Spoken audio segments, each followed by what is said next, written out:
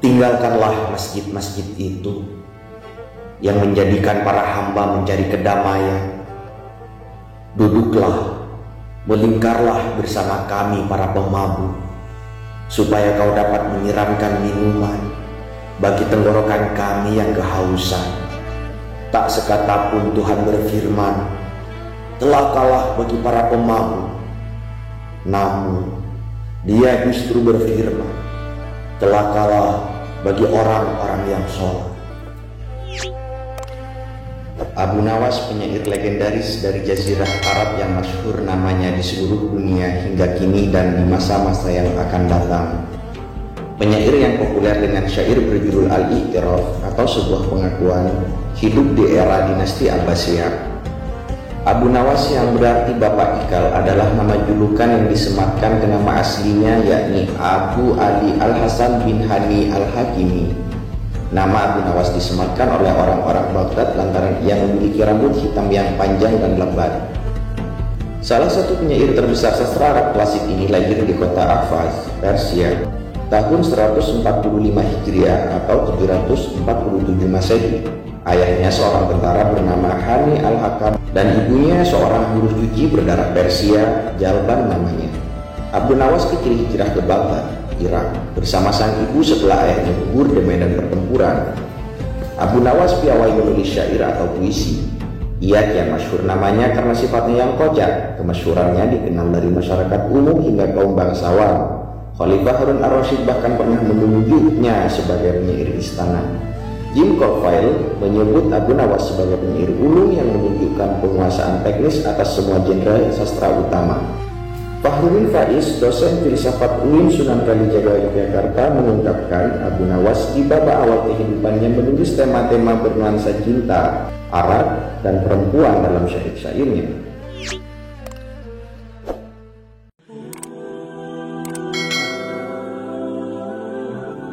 Duhai mata yang memesona, duhai mata yang memesona, engkau redup selamanya.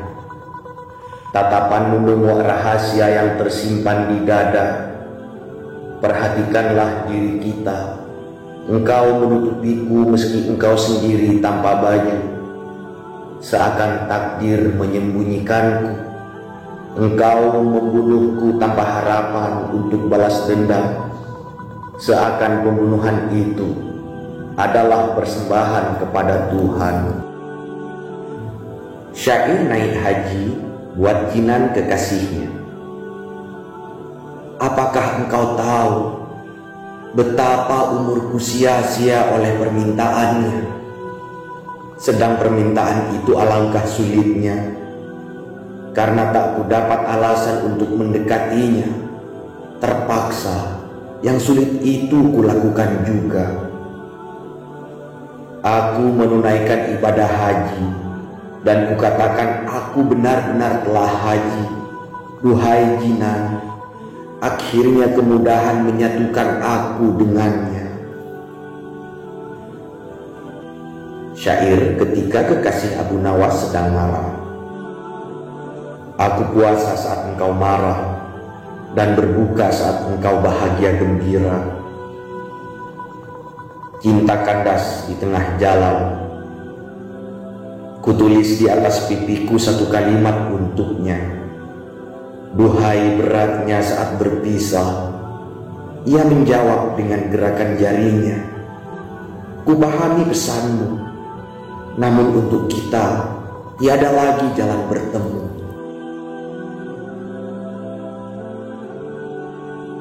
Selain syair legendaris berjudul Al-I'tiraf yang sering dilantunkan usai sholat Jumat, Abu Nawas juga mencipta syair satir. Syair inilah yang membuat Khalifah Harun ar-Rasyid murka kepada Abu Nawas, bahkan membuat Imam Syafi'i enggan mensolatinya. Inilah syair terjemahan tersebut.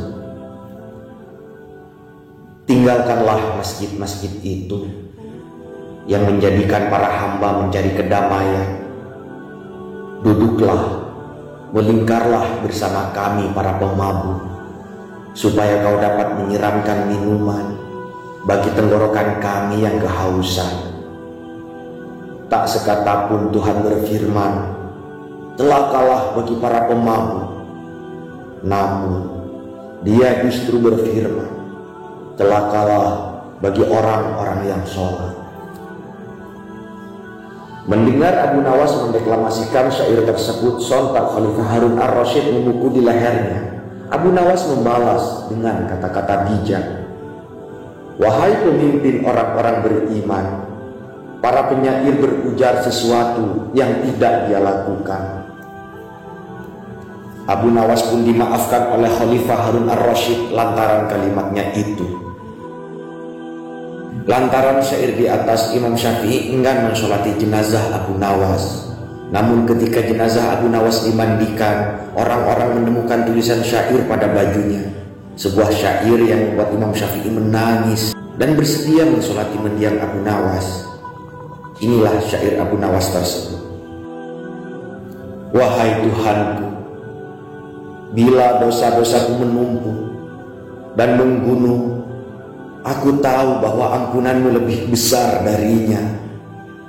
Andai kata bukan kepadamu aku mengharap ihsan, lalu pada siapa lagi sang pendosa ini akan meminta pertolongan, juga mengadu harapan?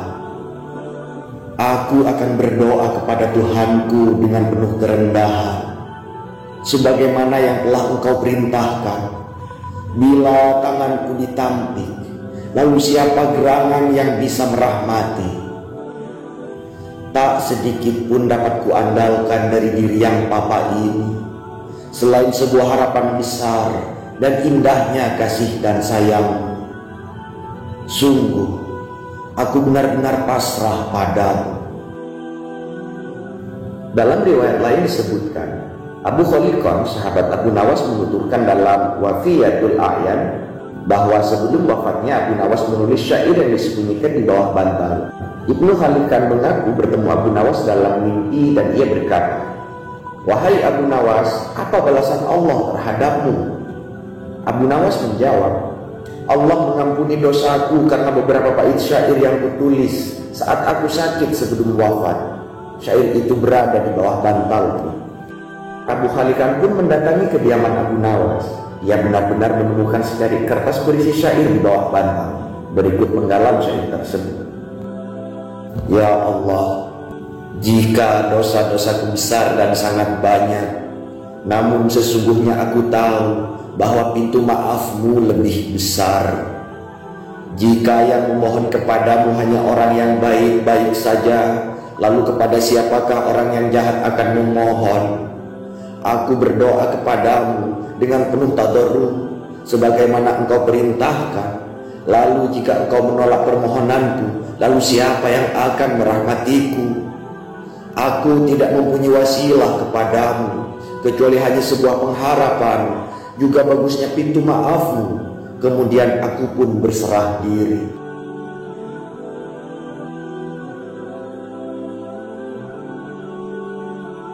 Sajak roti buat Ismail bin Sa'ad. Roti Ismail bin Sa'ad tak ubahnya sebuah tipu daya. Ketika engkau membelahnya, roti itu tipis sekali. Cahaya mataku, seolah-olah bening air mata pada rona pipinya, mengisahkan mutiara yang bertebaran di daun yang indah. Wahai cahaya mataku, jika kau menahan tangis, lalu memanggil orang yang membuatmu menangis, tentu ia akan bangkit dari liang kubur. Terakhir, inilah terjemahan syair Al-I'tiraf yang tak lekang oleh waktu dan dilantunkan terus-menerus dari zaman ke zaman.